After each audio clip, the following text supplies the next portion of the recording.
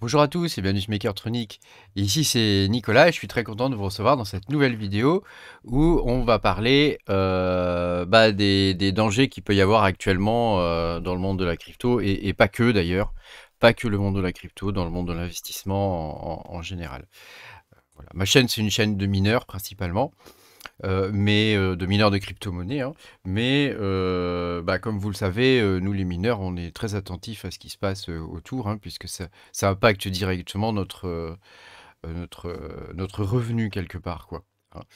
Et donc, je fais cette vidéo pour vous prévenir de faire attention, en particulier sur les exchanges centralisés ou les plateformes de lending, comme Celsius par exemple, de faire très attention à vos fonds. Et voilà, après vous faites comme vous le souhaitez, mais je vais vous montrer un faisceau de preuves comme quoi la situation est vraiment pas terrible et que vous devez, dans l'idéal, c'est bien si vous mettez vos actifs en sécurité. Alors, voilà, un des premiers trucs qu'on a vu, hein, c'était Celsius. Hein, voilà, c'est un peu le jeu de domino. C'est un peu le jeu de domino en ce moment, hein, avec le Luna le crash du Luna. Hein. Là, on assiste à un jeu de domino, c'est-à-dire que ça impacte pas que le Luna, hein, mais évidemment, ça impacte toute la cryptosphère, dont des acteurs majeurs comme Celsius, hein, qui se préparent, qui se préparent à une banqueroute, hein, quelque part. Hein. Donc, ils ont bloqué les retraits, et vous verrez dans la suite de cette vidéo que ce ne sont pas les seuls et qu'il y en a sûrement d'autres à venir. Donc pour ceux qui avaient des fonds sur Celsius, malheureusement, vous allez peut-être pouvoir en récupérer puisqu'ils ont récupéré un collatéral de 480 millions, je crois, il n'y a pas très longtemps. Donc vous pourrez peut-être en récupérer une partie. Allez savoir. Hein, voilà. Babel Finance, même chose. Babel Finance. Hein. Ils ont bloqué les retraits et ils se sont déclarés en faillite, de ce que j'ai compris. Donc voilà, c'est des systèmes où, pour pouvoir attirer le chaland, ils proposent des taux élevés et malheureusement, ils ont pas les fonds, quoi. Hein. Ils ont utilisé les fonds des clients, en gros, et ils ont joué, ils ont joué, hein, quelque part, hein, pour essayer de gagner plus et ils ont perdu. Voilà. BlockFi, pareil. Alors BlockFi, c'est pareil, hein, quelque part, BlockFi, il est relativement ancien, hein, c'est un des premiers du genre, hein, voilà, ils sont en grosse difficulté, hein. Ils sont en grosse difficulté, donc méfiez-vous. Si vous êtes sur BlockFi, pensez à... Voilà, moi, si j'étais vous, je ne laisserais pas mes fonds dessus. Hein. Quoi qu'on en dise, voilà. Nexo, pareil, Nexo, faites attention. Ils ont... Alors, Nexo, pour faire le point rapide sur la situation, il y a pas de truc dans l'immédiat qui nous dirait qu'il va y avoir un gros problème dessus, mais il y a quand même des rumeurs qui circulent, comme quoi, voilà, il serait pas solvable en fait. Hein. Donc, méfiez-vous.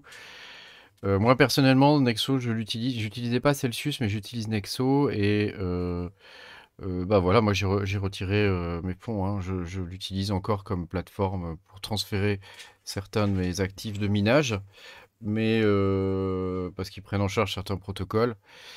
Mais voilà, c'est tout quoi. Faites attention avec Nexo aussi. Voilà, 3AC, pardon, Three Arrow Capital, hein, est en faillite, il me semble. Hein. Ils sont en faillite, hein, donc c'est un hedge fund d'investissement. Voilà, et donc c'est des gens qui ont parié. Ils ont parié, ils ont perdu. Crypto.com, qui est quand même un exchange de tier 1. Alors là, si cela y tombe, ça va faire très très mal. Donc pour l'instant, ils en sont à... Vous savez, il faut se méfier quand ils commencent à avoir des rumeurs et qu'ils sont obligés de dire mais non, tout va bien, etc. Hein. Ça veut dire qu'il y a peut-être quelque chose, quoi. Donc méfiez-vous sur crypto.com. Moi, personnellement, j'avais pas mal de fonds chez eux. J'ai tout retiré.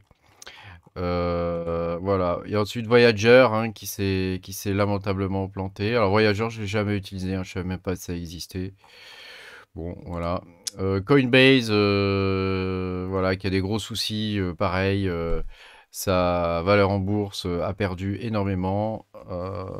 ils ont dû licencier, je me crois même, hein, méfiez-vous, hein, si vous avez des actifs sur Coinbase, hein.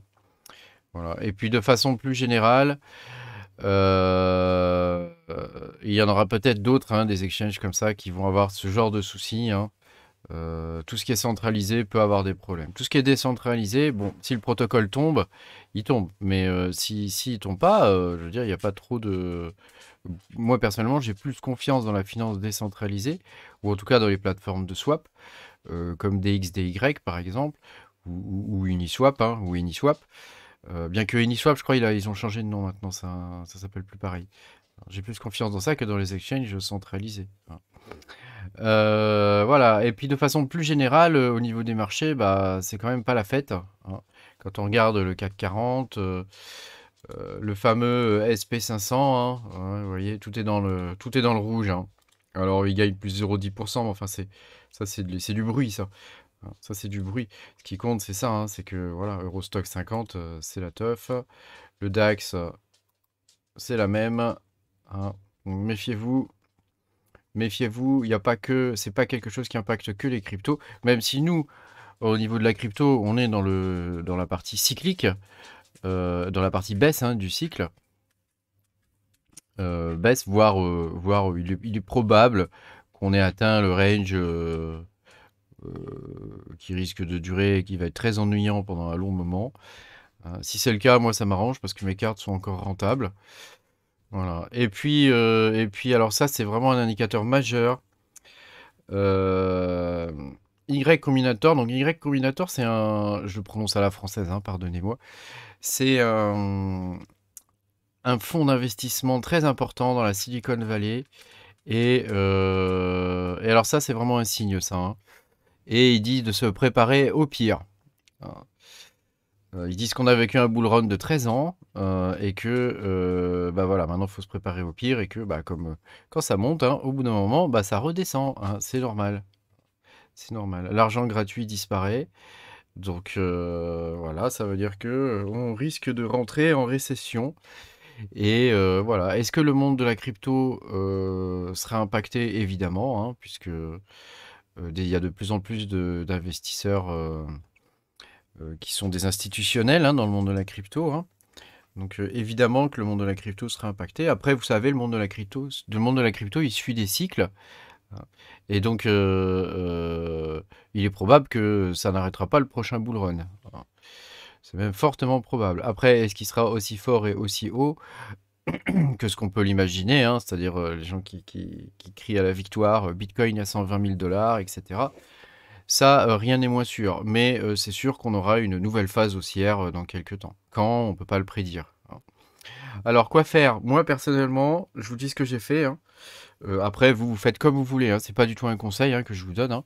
Je vous montre ce que je fais après, et je vous montre un faisceau de preuves qui ont fait que ça a motivé ma décision. J'ai retiré une grande partie de mes actifs vers des wallets en dur. Alors, j'utilise j'utilise pas du tout en fait le Ledger, hein, j'en ai un mais je l'utilise pas simplement parce que il ne supporte pas une grande partie des cryptos que j'ai, quoi. Et comme j'ai plein de shitcoins et de conneries comme ça, voilà, voilà. Donc j'utilise principalement Zelcore que j'aime beaucoup et donc je vous invite à le découvrir, hein, si vous le connaissez pas, hein. Je suis pas intéressé là-dedans, moi, hein. J'ai pas de code ou de choses comme ça à vous donner, hein. Donc sentez-vous libre d'aller vers les wallets qui vous plaisent, hein. Et puis il y a aussi Atomic Wallet qui est son plus grand concurrent, qui est très bien aussi, que j'utilise pour d'autres cryptos. Voilà, ça peut être une solution pour garder ses fonds, y compris si c'est du SDC ou SDT, hein. Ça peut être une solution pour garder ses fonds bien à l'abri. Voilà. Après, rien ne vous empêche de vous faire un virement SEPA depuis Binance, par exemple, hein. Méfiez-vous, moi j'ai essayé de faire un SEPA depuis Binance, il m'a redemandé mon KYC. Donc ça peut prendre du temps. Mais enfin, a priori, Binance, il devrait pas trop y avoir de soucis, hein. Ça a l'air d'être des gens intelligents puisqu'ils se préparent toujours au pire. C'est comme ça qu'il faut fonctionner dans le monde de la crypto, y compris quand on est mineur, par exemple. Moi, par exemple, quand je monte un rig, j'achète pas des cartes type BTC ou des trucs vraiment spécialisés dans le minage. je fais tout avec du matériel de gamer parce que je me dis que ça aura un prix à la revente au cas où. Et avec ce qui se profile et avec le passage au poste de TH, on ne sait pas ce que ça va donner, en tout cas dans un premier temps. Donc voilà, moi personnellement, je compte pas du tout revendre et je compte payer l'électricité hein, s'il faut. Hein. Mais voilà, par sécurité, je pense que c'est. Enfin, moi, je sais que je fonctionne comme ça. Voilà, bah c'était une petite vidéo pour vous prévenir et de vous dire de faire attention en ce moment, hein, et que la situation risque pas de s'arranger du jour au lendemain. Donc faites attention, prenez garde à vous. Merci beaucoup d'avoir suivi cette vidéo. Pensez à mettre un petit pouce bleu et à vous abonner si vous n'êtes pas abonné. Et à bientôt pour de nouvelles aventures. Salut!